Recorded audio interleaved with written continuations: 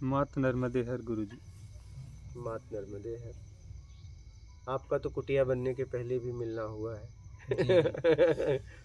फिर भी अब कुटिया बनने के बाद आप आए, तो उस समय का मिलना इस समय का मिलना कैसा लग रहा है, और कैसे आपको पहली बार वीडियो मिला था, आप बताइएगा। जी, तो मेरा नाम अभिषेक शर्मा है, रायपुर छत्तीसगढ़ से आया हूँ।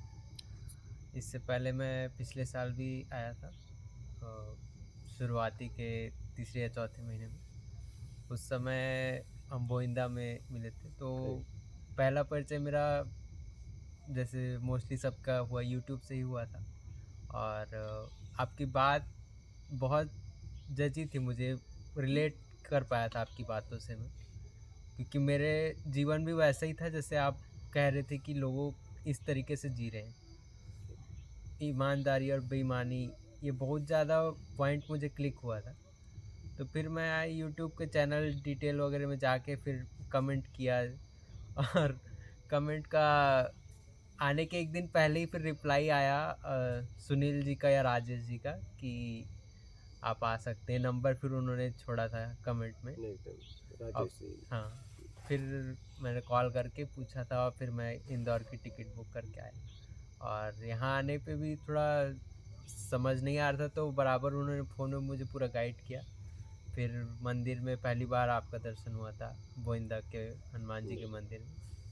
और बहुत मैं भाग्यशाली समझता हूँ, उस समय आया था। आपने एक अकेले व्यक्ति के लिए आपने पूरा दिन बैठ के यहाँ बिताया था। हाँ, वहाँ पर बरगद के पेड़ के पास बैठे थे, बहुत सारे वीडियो बनाए थे, मनोकामनेश्वर मंदिर में भी बनाए थे। तो बहुत अच्छा अनुभव था। और उसके बाद से भी मेरा था कि जब भी हो फिर से मुझे जाना है, क्योंकि जो बात वीडियो में होती है वो अलग होती है, और जो प्रत्यक्ष सामने मिलती होती है वो अलग होती है। तो अब जब आया हूँ तो सुबह में देखा, बहुत अच्छा लगा देख के कि आपका इतना मेहनत आप जो कर रहे हैं साधकों के लिए, अब इतना अच्छा आश्रम बना दिया। आप बोलते थे बन गया, तो आके देखा तो सच में बहुत अच्छा। आपने सबके लिए अच्छे से अच्छा सोच के आपने किया है। जितना हो सकता है आपने ये नहीं सोचा है कि कितना उसमें धन लगेगा, जो अच्छे से अच्छा हो सकता है आपने वो करने का प्रयास किया है। तो बहुत अच्छा लगा, और अनुभव बहुत अच्छा है। यहाँ के जितने भी लोग हैं वॉलेंटरली सब अपना अपने तरफ से जितना सहयोग हो सकता है कर रहे हैं। तो ये यहाँ के लोगों की जो आप मानसिकता, जैसे आपकी मानसिकता है उसी मानसिकता को लेकर के सब चल रहे हैं। खास करके जो अशोक जी हैं, शिवम जी हैं, ये लोग मेन जो देख रहे हैं पूरा आपके पीछे पूरा काम ये लोग कर रहे हैं। तो मैं इन लोग का भी बहुत आभार करता हूँ। धन्यवाद। डांटना याद है आपको? डांटना तो यार तो हुआ ये था कि मैं खाना खाने जा रहा हूँ करके, हम यहाँ बैठे थे बरगद के पेड़ के पास, सत्संग हो रहा था। तो बाथरूम करने? बाथरूम करने आप जा रहा बोले हूँ करके बाथरूम करके मैं मैं आ गया रहा था।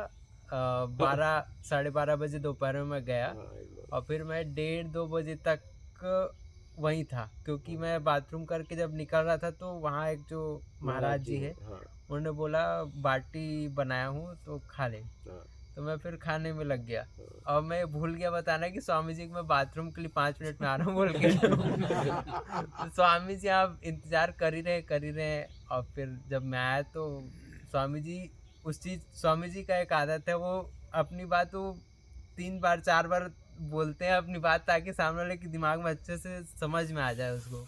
तो वही वही बात को मुझे 3 4 बार बोले, और जाते तक भी बोले कि किसी के समय का कीमत होता है, समय की कीमत समझो। तो बहुत अच्छे तरीके से वो चीज़ मुझे क्लिक भी की कि ये चीज़ बेहोशी में होती है। एकदम, एकदम। इंसान जब होश में नहीं रहता वो अपने क्रियाकलाप के प्रति, तभी ये होता है। हमने किसी को आश्वासन दिया है, चाहे कुछ मिनटों की बात हो चाहे कुछ सालों की बात हो, हमने अगर किसी को किसी काम का आश्वासन दिया है तो हमको उसको निभाना चाहिए। क्या था ये? बोले मैं बाथरूम करके आता हूँ, लेकिन बाथरूम का एक समय होता है। तो हम सोचे सत्संग हम हो गया था, चलेंगे नहाएंगे फिर आएंगे सत्संग करेंगे। मैं अगर किसी को समय देता हूँ तो पूरी तरह देता हूँ, नहीं तो नहीं देता। अभी ये कई घंटे लगा दिए इंतज़ार करते करते करते, अब मैं यहाँ से वहाँ नहीं जा सकता क्योंकि इंतज़ार मुझे यहीं करना था, नहीं तो ये इन्हें मुझे ढूंढना पड़ता। फिर आए तो मैंने इनको कहा कि देखिए, आपके लिए मैं पूरा समय दिया हूँ, आपने मेरे जीवन के मतलब इतने घंटे आपने मेरा बर्बाद कर दिया, इतने घंटे मैं आपका इंतज़ार किया, इतने घंटे आपने मेरा बर्बाद कर दिया। आपको समझ में नहीं आ रहा है, मेरा एक एक सेकंड बहुत मूल्यवान है, आप समझ नहीं सकते।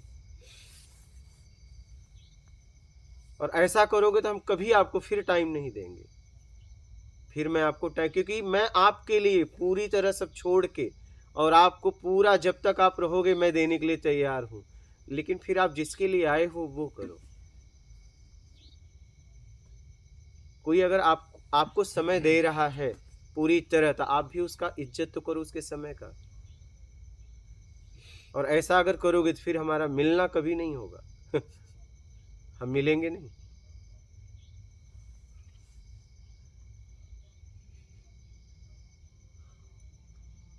इनकी बात समझ में आई और ये बात को इन्होंने समझा, तो मैं आप लोगों से भी कह रहा हूँ कि अगर कोई आपको समय दे रहा है तो आप उसके समय को समझिए, क्योंकि यहाँ कोई किसी को समय पूरी तरह नहीं देता जल्दी, पूरी तरह। और उसे कुछ नहीं चाहिए आपसे, क्या उसे कुछ नहीं चाहिए और आपको पूरी तरह समय दे। अगर ऐसा व्यक्ति जीवन में मिल जाए तो आप सौभाग्यशाली हो। अगर ऐसा व्यक्ति मिल जाए तो जिसे कुछ नहीं चाहिए और आपको समय दे रहा है, अगर ऐसे व्यक्ति से जीवन में मुलाकात हो जाए तो समझ लेना कि वो व्यक्ति परमात्मा के बहुत करीब रहता है। ऐसा व्यक्ति हो तो ये समझ लेना, हाँ, उसे पूरी तरह जांच लेना, क्योंकि करनी कथनी में बहुत फर्क होता है, कहने में क्या जाता है। तो हम इसलिए आप पे वो हुए कि मैं आपको पूरी तरह समय दे रहा था और मुझे आपसे कुछ नहीं चाहिए था, बस आप अपना कल्याण कैसे कर लें। तो मेरा उतना घंटा बर्बाद हुआ, क्योंकि उतने घंटे तक मैं, आप अगर नहीं बोल के गए तो कम से कम मैं यहीं, चाहे मैं दिन भर सोता रात भर, मैं अपने आप में तो होता। मैं अपने आप में भी नहीं हो रहा था ना, क्योंकि मैं आपका इंतजार कर रहा था।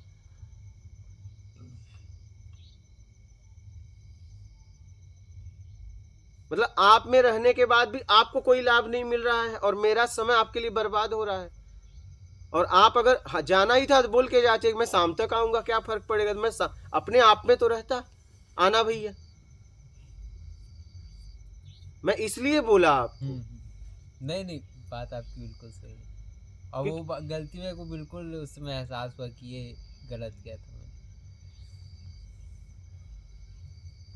एक तो समय मिलना, थोड़ा सा समय मिलना ही किसी को बहुत मुश्किल होता है। आप कहीं और थे, दूसरे शहर पे थे शायद कहीं। मैं उस समय बड़वानी बड़वानी था, आपके लिए ही आया आप था। वो मैं बताया था, तभी आप स्पेशल अलग से फिर आप हाँ, आए वो थे। आपके लिए आया हाँ, था। और उसके बाद आपने ये भी बोला था कि जितना दिन रुकना है रुको।